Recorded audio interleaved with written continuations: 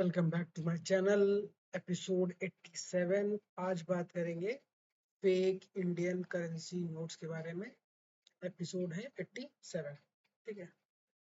तो अभी एक मूवी आई है द इमॉर्टल मैन। ठीक है, जिसको नहीं पता उसको बता दें। वो शेल्बी ब्रदर्स करके क्या वो ब्रिटिश सीरियल था, मेरे को नाम ही याद है यार, बस एक मिनट। Peaky blinders. ठीक है। तो इसके 6 वेब सीरीज आई थी, इसमें अभी एक मूवी आई है। इन लोगों ने सोचा उसको कैश इन कर लें, पर वो ज्यादा कैश इन हो नहीं पाई।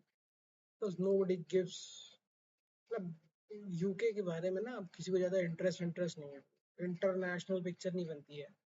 हाँ, वो वेब सीरीज बहुत हिट हुई। ठीक है, पीकी ब्लाइंडर्स जो है, बट वो मूवी चली नहीं ज्यादा। तो इसको मैं क्यों डिस्कस कर रहा हूँ, क्योंकि उसमें दिखाया गया है कि कैसे जर्मनी ने जो है वो फेक पाउंड्स जो है वो बनाए थे। इंग्लैंड की जो करेंसी थी लंदन में चलने वाली, उसको बनाया था। और बहुत ज़्यादा बनाया था, मतलब जिसे कहते हैं कि इतना ज़्यादा बनाया था ताकि उसको यूज़ करके पहले तो अपने वॉर एफर्ट्स को जो है वो फंड किया जा सके, है ना। तो जर्मनी ने पहले सीखा। पहले तो वो कैंप वैम्प लगा दिए कि सारे ज्यूस को मार डालेंगे। और वो मुझे अभी भी लगता है, मतलब मैं इजरायलियों के खिलाफ नहीं हूँ, मैं ज्यूस के खिलाफ नहीं हूँ, बट मुझे ऐसा लगता है कि हिटलर ने उस चीज का इस्तेमाल किया लोगों में भय वो करने के लिए, कि लोग इतना डर जाएं कि सिर्फ सांस लेने के अलावा, खाना खाने के अलावा और कोई काम ना करें। मतलब आप ज्यू हो कि नहीं हो, ये कैसे डिसाइड होगा? सिर्फ एक आदमी आएगा, कह देगा आप ज्यू हो, और आपकी ऐसी तैसी हो जाएगी। फिर आप कितना भी हल्ला मचाते रहो, कोई भी टेस्ट करवा लो, क्योंकि कोई टेस्ट था ही नहीं। क्योंकि कोई टेस्ट था ही नहीं। ये जो बताया जाता है ना कि कान बड़े थे, आंखें नीली थी, ये सब बेवकूफ बनाने की चीजें हैं। ऐसा कुछ नहीं था।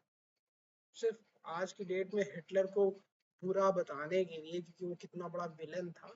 जैसे चंगेज खान विलन था, बट अलेक्जेंडर विलन नहीं था। अमेरिकन विलन नहीं है जिन्होंने नेटिव अमेरिकन को खत्म कर दिया, जड़ से खत्म कर दिया। साउथ अफ्रीका में गए, वहां के काले लोगों की ऐसी तैसी कर दी, वो विलन नहीं है। लेकिन हाँ, बाकी लोग विलन है। तो हिटलर विलन है। ठीक है। तो उसने भी वही चीज का इस्तेमाल किया था, फेक करेंसी नोट्स का। ठीक है।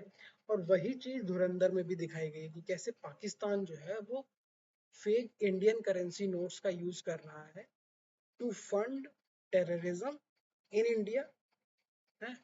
और कैसे वो अपने भी देश को फायदा पहुंचा रहा है, कैसे वो नेपाल के थ्रू करेंसी आती है भारत में, है ना।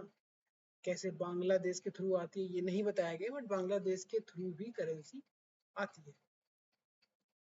तो ये एक टाइम टेस्टेड फॉर्मूला है कि फेक करेंसी नोट्स किसी इकोनॉमी में डाले जाएं, और ये किसी भी मिसाइल से ज्यादा उस चीज को नुकसान कर सकता है कि जितना भी आपके पास कैश होगा वो सब बर्बाद हो जाएगा। हर चीज की जो कीमत थी वो रीडिफाइन करनी पड़ेगी। अगर एक मोबाइल 10,000 का मिलता था, तो आप उसको कैसे लोगे अगले महीने, अगले साल तक कैसे लोगे, जब इतनी करेंसी आ गई है कि वो उस मोबाइल की कीमत 1 लाख रुपए हो गई है। तो ये एक टाइम टेस्टेड हमला करने का एक तरीका था, जो कि बहुत सारे देशों के खिलाफ किया। नॉर्थ कोरिया पे भी यही इल्जाम लगता है कि नॉर्थ कोरिया ने जो है वो डॉलर्स को जो है वो कर लिया था, कैसे कहते हैं, उसकी मशीन लगा ली थी। और जो टकराव हुआ नॉर्थ कोरिया से अमेरिका का, अमेरिका ने उसके खिलाफ बयानबाजी करी, और डोनाल्ड ट्रंप ने कहा मेरे पास बड़ा न्यूक्लियर बटन है, और दुनिया भर की बातें। उसका मेन रीजन यही था कि उन लोगों ने जो है वो डॉलर्स को प्रिंट करना शुरू कर दिया था।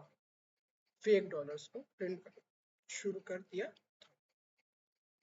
तो यही चीज धुरंधर में दिखाई गई है, पर ये धुरंधर में दिखाने से प्रोपोगंडा हो गया।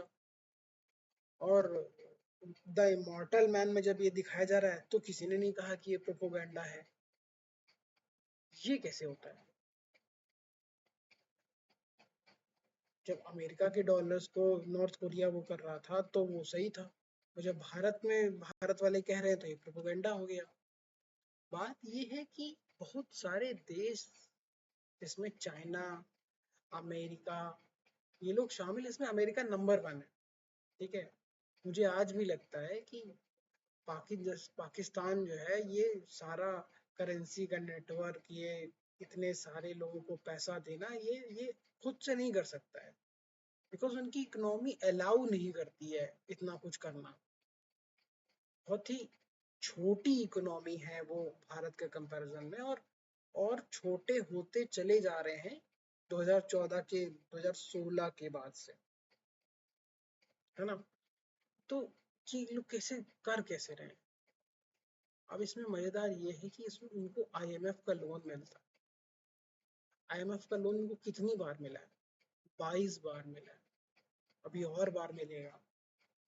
क्या अफ्रीका में गरीब देश नहीं है? क्या और गरीब देश नहीं है? क्या नेपाल गरीब नहीं है? उसको आईएमएफ का लोन क्यों नहीं मिलता है? बहुत सारे लैटिन अमेरिका के देश हैं जहाँ बहुत ज्यादा गरीबी है ना, उनको आईएमएफ से लोन क्यों नहीं मिलता है?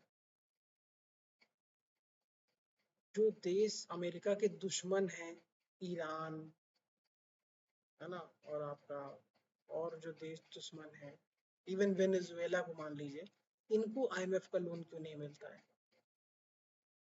तो ये हैंडआउट्स जो हैं वो उन्हीं देशों को किए जाते हैं जो उनके या तो एलाई हैं, या तो वो कुछ सीक्रेट काम कर रहे हैं इनके लिए। किसके लिए? अमेरिका के लिए। जॉर्ज सोरोस ओपनली प्लेटफॉर्म पे आके कहता है कि हाँ, भारत में $1 बिलियन की वो फंडिंग करेगा, ताकि भारत में जो है वो इलेक्शंस को मैनिपुलेट किया जा सके। और बीजेपी को काफी नुकसान होता है वो एससी कैंपेन का, जिसमें शेड्यूल कास्ट का कैंपेन होता है, और उसमें बहुत सारे लोग जो है उनको लगता है कि रिजर्वेशन शायद खत्म कर दिया जाएगा। तो इन सब चीजों का एक असर तो है ही समाज में ना। तो और हम लोग भी भारत में रहकर इस चीज को समझते नहीं है कि किस तरीके से खालिस्तानी मूवमेंट का पन्नू जो है वो अमेरिका में रहता है ना, किस तरीके से ड्रोन्स, अच्छे क्वालिटी के ड्रोन्स जो है वो पाकिस्तान यूज करता है वो भारत में हथियार और ड्रग्स ड्रॉप करने के लिए। हालांकि उसका कारण ये भी है कि आजकल चाइना भी उनकी मदद कर रहा है, बट स्टार्ट कैसे हुआ? कैसे F-35 खरीद लिए अमेरिका ने? पैसा कहाँ से आया? कैसे मिल गए F-35 प्लेन्स? भारत को तो खरीदना पड़ता है पैसा देके, चाहे वो रफाल हो, चाहे वो और भी कोई प्लेन हो ना। तो इन लोग को कैसे मिल कैसे जाता है? F-16 हो गया, F-35 हो गया, जो भी प्लेन है, अमेरिकन प्लेन है, पाकिस्तान को मिला हुआ है, कैसे मिल गया? तो धुरंधर जो है वो इन सबको भी एक्सप्लोर करती है, एक्सप्लोड भी करती है ना। और इसके बाद ढेर सारी और इसी तरह की मूवीज जो हैं वो बनेंगी शायद, या हो सकता है फिर आदित्यधारी बनाए, आपकी बांग्लादेश कनेक्शन पे बनाना पड़े। थैंक यू, यही बताना था कि प्रोपोगंडा अगर एक इमॉर्टल मैन में नहीं है तो डिमोनेटाइजेशन 2016 में क्यों है प्रोपोगंडा? यही बात करनी। Thank you.